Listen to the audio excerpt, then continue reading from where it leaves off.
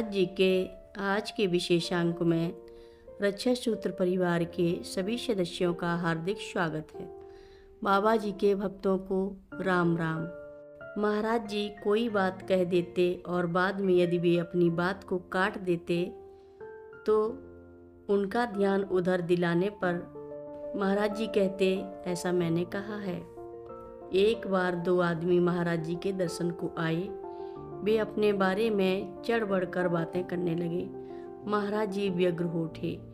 वे लोग अपनी बात खत्म कर चुके तो महाराज जी ने निष्ठुरता से उन्हें चले जाने को कहा। जब वे चले गए तो महाराज जी बोले, वे आदमी यहाँ खड़े होकर मुझे झूठी बातें बता रहे थे। वे हमें मूर्ख बनाने की कोशिश कर रहे थे। उन्हें पता नहीं कि हम ही सारी दुनिया को मूर्ख बना रहे हैं। महाराज जी भक्तों को रुपए दिया करते थे जो उसे संभाल कर रखते। वे आर्थिक कठिनाई में नहीं पड़ते और जो लेने से इनकार कर देते या दूसरे किसी व्यक्ति को दे देते, वे भी आर्थिक अभाव नहीं झेलते। एक पश्चिमी भक्त ने बताया, महाराज जी ने मुझे 2 रुपए दिए पहली बार। उन्होंने लड्डू और प्रसाद के अतिरिक्त मुझे और कुछ दिया। मुझे उन 2 रुपयों की स्पष्ट याद है, इसलिए ताज्जुब भी हुआ और चिंता भी, क्योंकि मेरी समझ में नहीं आया था कि मैं उनका क्या करूँगा।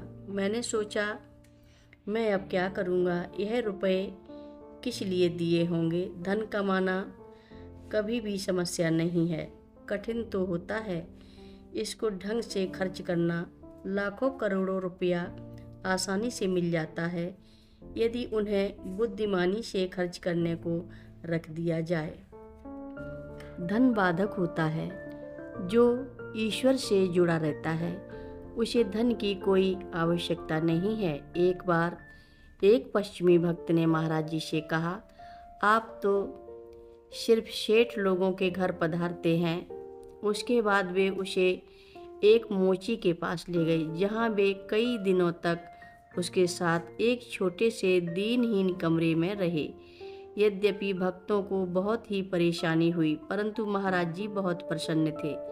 जब वे गरीब लोगों के पास रहते तो अत्यधिक प्रसन्न दिखाई पड़ते थे। उनका साथ रहने पर उनके मुख पर दयालुता व प्रसन्नता झलक उठती थी।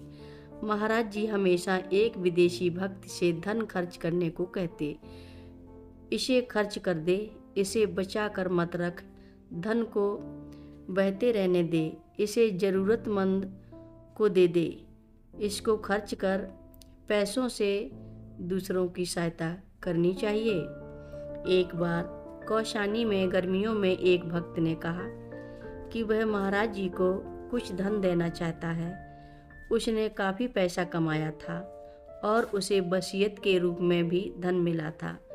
वह उसे उदारता पूर्वक खर्च करता था, सत्संग में भी लोगों की मदद करता था। उसने पूछा कि महाराज जी को कितना देना चाहिए। भक्त ने उसे सलाह दी, तुम अपना सारा पैसा महाराज जी को क्यों नहीं दे देते। स्वयं ही निर्णय कर लेंगे कि तुम्हारे पैसों का उन्हें क्या करना है। यदि वे सोचेंगे कि इसके लिए तुम जिम्मेदार रहोगे तो वे तुम्हें ही लौटा देंगे। परंतु उस पश्चिमी भक्त ने महाराज जी को $2000 दिए। महाराज जी रोज हमसे प्रश्न करते कि इन पैसों का क्या करना चाहिए, उस भक्त को लौटा दिया जाए या नहीं। भक्त ने उसे लौटा देने की राय दी, क्योंकि यह भेंट विश्वास की कमी दर्शाती थी। बाद में इन पैसों का क्या हुआ पता नहीं। अगले वर्ष जब वह भक्त वापस आ रहा था तो इसकी इच्छा हुई कि महाराज जी को ये पैसे देने की फिर कोशिश करनी चाहिए। उसने दिल्ली में बचे हुए डॉलरों को रुपए में बदलवाया और रामदास को दे दिए, क्योंकि वह भारत में ही ठहरे रहे थे। रामदास ने निश्चय किया कि उन रुपयों को महाराज जी को देने की एक और कोशिश करूँगा। उन्होंने यदि नहीं लिए तो उसी के पास भेज दूँगा। कथा लंबी है आगे की कथा सभी भक्तों को अगले भाग में सुनाएंगे। हर रोज़ महाराज जी की कथाएं सुनने के लिए सभी भक्तों का धन्यवाद। सभी भक्त रक्षा सूत्र चैनल को सब्सक्राइब करें, शेयर करें, लाइक करें, घंटी बजाना ना भूलें।